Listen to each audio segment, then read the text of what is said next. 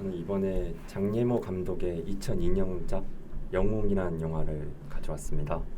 이제 이 영화는 처음에 이름 없이 자란 검객인 무명이 진나라 왕인 영정한테 가는 장면으로 시작이 되는데요. 이제 왜 무명이 진왕 영정한테 가고 있냐면은 이제 영정을 이제 노리는 암살자들 이 3명이 있었는데 그 자를 잡는 사람에게 포상을 준다고 해서 이제 그 무명이랑 검객이 그 3명을 다 처치해가지고 상을 받으러 가는 길이었어요. 원래 영정은 암살 때문에 두려움이 많아져가지고 자신의 백보 앞에는 사람을 못 가까이 오게 했었는데 암살자를 잡은 사람은 자기 가깝게 와서 술을 마실 수 있는 그 기회와 임과 땅을 준다고 했었거든요.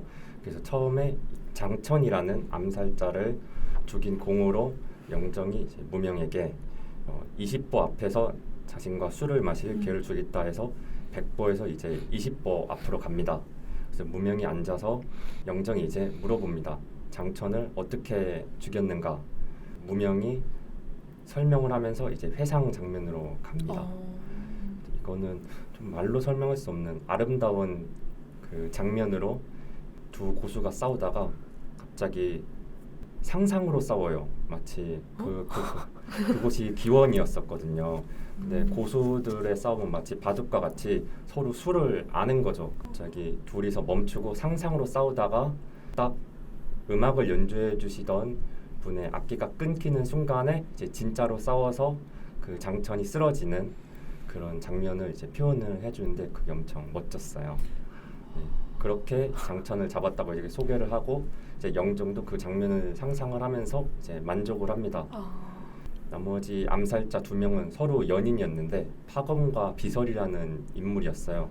파검과 비설을 죽였다는 증거로 그 칼을 보여주면서 영정이 무명에게 이제 10보 앞에서 술을 마셔라라고 해요. 20보에서 10보 앞으로 무명이 또 다가가서 앉습니다. 그리고 파검과 비설은 어떻게 죽였냐 하고 물어보니까 또 무명이 이렇게 설명을 하면서 회상을 들어갑니다. 근데 이때 조금 특이한 것이 나중에는 회상이 여러 번 이렇게 걸쳐서 설명이 되는데 그때마다 등장인물들의 옷 색깔이 확연하게 달라져요.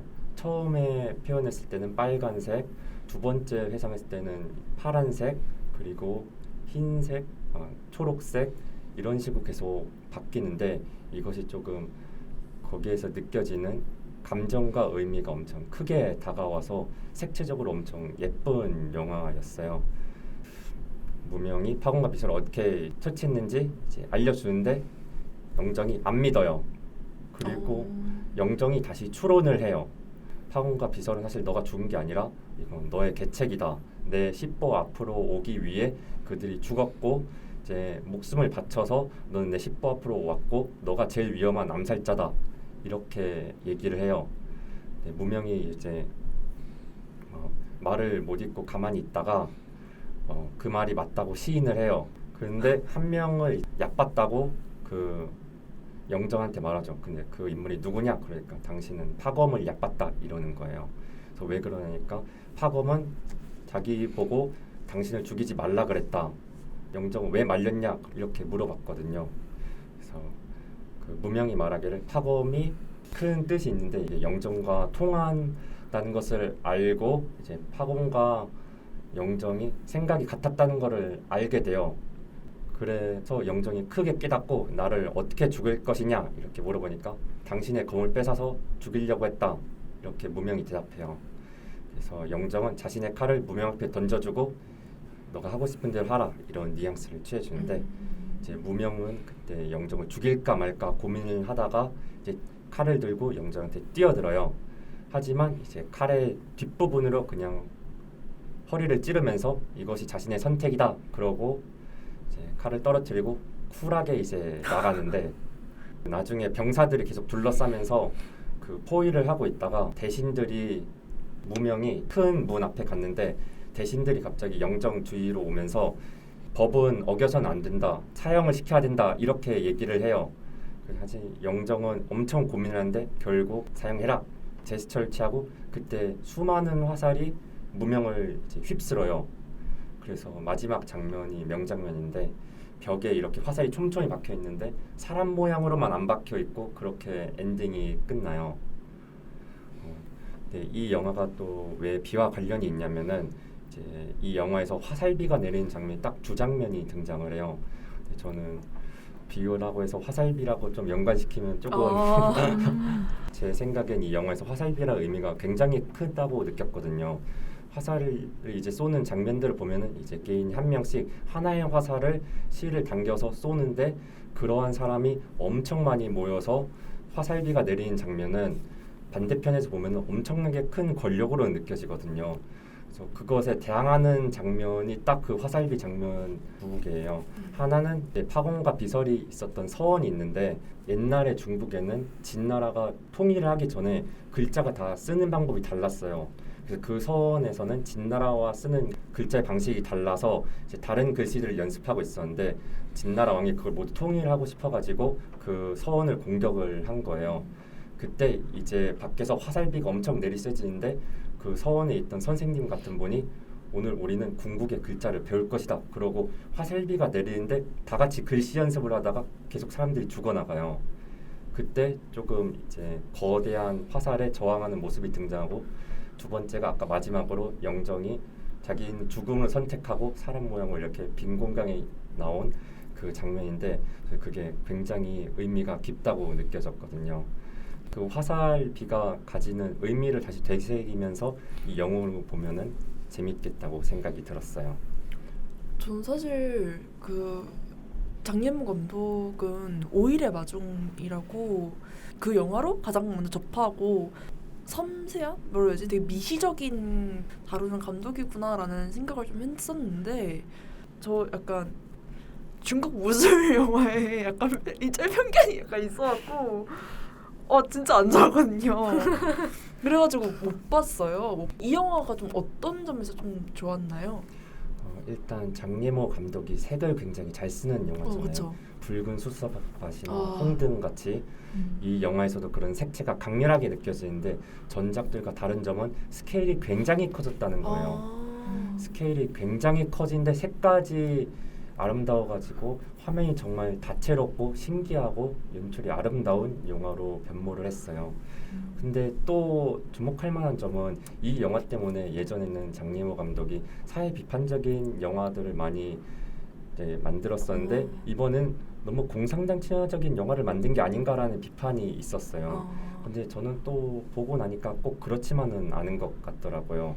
왜냐면은 그 무조건 막 찬양하는 게 아니라 결국 파공과 비설이 둘 다 나중에 죽는데 그 죽는 장면이 옹호를 한다기보다는 이 속에 그런 아픔이 있다라는 걸 잘 표현해주는 것 같아가지고 왜 그런 비판이 있는지는 알겠지만 또 곱씹어 보면은 감독이 비판적인 성향을 계속 유지해 왔고 이 영화에서도 자기 나름대로의 그런 비판을 알게 모르게 녹인 것 같다라는 생각이 들어서 또 그런 면모에도 저는 괜찮았던 것 같아요. 저는 이 영화가 그래도 단순한 무슨 영화를 떠나서 그냥 중국의 역사를 되게 좀 상징적으로 이해하는 데 도움이 될 수 있는 작품이라고 생각을 해요. 중국의 역사는 결국은 통합이랑 분열의 반복이거든요. 그쵸. 근데 이 영화에서 다루는 영정 진시황이잖아요. 그 진시황이 중국 역사 최초의 통일을 이룬 사람인데 그 전까지는 그 모든 나라들이 7개로 이렇게 나뉘어가지고 계속 싸우고 있는 상황을 처음으로 통합시킨 왕이에요. 근데 실제로 이 사람이 그런 암살 시도를 받고 그 시도는 실패를 했지만 어쨌든 이런 실화에 기반을 했던 영화거든요. 근데 저는 개인적으로 이 감독의 주제의식이 어떤 거 그러니까 분열이냐 통합이냐 그러니까 우리는 뭐 나름대로의 문자를 가지고 7나라가 이렇게 같이 그냥 경쟁하면서 계속 살아가는 이대로의 상황을 추구하든지 아니면은 그 진시황이라는 그 거대한 그 제국과 인물에 의해서 다 통합이 돼서 오히려 그게 더 나은 것인지 여기에 대한 계속 그 가치 판단을 하다가 마지막에는 이제 결국은 그 암살자가 포기를 하는 거잖아요. 실패가 아니라. 그래서 그런 측면에서 봤을 때 어쨌든 감독의 생각에서는 그래도 이 중국이라는 나라는 뭔가 좀 더 분열보다는 오히려 통합이 이런 조금이라도 더 뭔가 평화적이고 피해를 줄인다는 그런 생각이 기저에 있지 않았나라는 좀 감상도 해봤고요. 근데 대신에 좀 아이러니한 거는 사실 진시황이 그렇게 최초의 통일을 한 건 맞지만 오히려 그 모든 것들을 다 통일시키려고 하다 보니까 거기에 대해서 너무 법도 엄격하고 그리고 또 많은 사람들한테 그런 과도한 세금도 매겼기 때문에 정말 그 딱 진시황 아들 그 세대에서 진나라가 망하고 그다음 또 유명한 그 항우와 유방이 등장하거든요. 그래서 그런 것처럼 항상 이렇게 통합이랑 분열은 반복되는구나. 약간 이런 또 사이클을 느낄 수 있어가지고 이런 관점에서 봤을 때 중국 역사를 이해하는데 상당히 좀 좋은 교보제인 것 같다는 생각이 들었습니다. 저는 지금 흥신님 말씀하신 거 듣고 약간 장예모 감독이 만든 그 무술신이라고 해야 되나요? 어떤 견자단과 일단 이영걸이 대결을 하는 거잖아요. 그 장면 어떻게 했을지 너무 궁금해요. 장예모 감독이 일단 대표적으로 미장센을 엄청 중요시 여기는 감독인데 그 어떤 식으로 그걸 녹여냈을지가 되게 궁금해져서 좀 보고 싶어지네요. 굉장히 멋있습니다. 그럴 것 서로 같아요. 물방울 한 방울씩 던지면서 주고받고 물방울 던져요? 네, 비가 그때도 내리거든요. 근데 빗방울을 서로 막 토스 그 정도의 오차로 결투를 벌이는 장면이 굉장히 멋있었어요. 좀 생각이 많아지네요. 되게 단순한 줄거리 봤을 때는 설명하신 거 듣고 소림 약간 무술 영화가 약간 이런 생각을 했는데 액션 영화 생각을 했는데 훨씬 더 좀 역시 장예와 감독 뜻깊은 메시지를 담았던 영화라 생각이 듭니다.